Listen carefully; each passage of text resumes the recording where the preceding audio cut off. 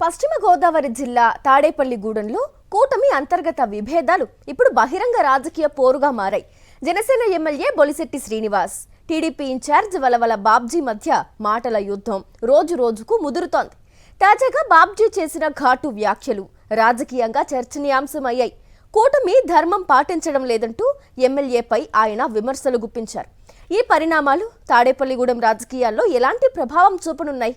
ఈ ప్రత్యేక కథనంలో చూద్దాం. తాడేపల్లిగూడెం కూటమిలో వర్గపోరు తారాస్థాయికి చేరుకుంది.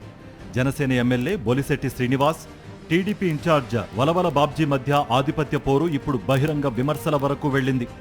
ఇన్నాళ్లు మౌనంగా ఉన్న బాబ్జీ తొలిసారిగా మీడియా ముందుకొచ్చి ఎమ్మెల్యేకు ఘాటుగా కౌంటర్ ఇచ్చారు. తన సహనాన్ని పరీక్షించవద్దని, తాను మాట్లాడితే చాలా విషయాలు బయటకొస్తాయని హెచ్చరించారు. తాను నోరు విప్పితే తలలు దించుకోవాల్సిన పరిస్థితి వస్తుందని వ్యాఖ్యానించారు.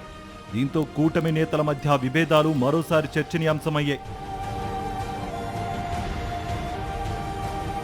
టీడీపీ క్యాడర్లో ఒక నాయకుడు తప్ప మిగతా వారంతా తన వైపే ఉన్నారని ఎమ్మెల్యే చేసిన వ్యాఖ్యలను బాబ్జీ తీవ్రంగా తప్పుపట్టారు.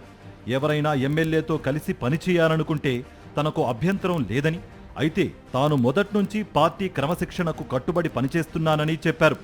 పార్టీ నాయకులు, కార్యకర్తలకు న్యాయం జరగాలన్నదే తన లక్ష్యమని, అందులో ఎలాంటి వ్యక్తిగత ప్రయోజనం లేదని స్పష్టం చేశారు. కూటమి అంటే అందరినీ కలుపుకుని వెళ్లాలని, ఏకపక్షంగా వ్యవహరించడం కూటమి ధర్మానికి విరుద్ధమని వ్యాఖ్యానించారు. విజయోత్సవ సభకు తాను హాజరు కాకపోవడానికి కూడా ఇదే కారణమని వివరించారు.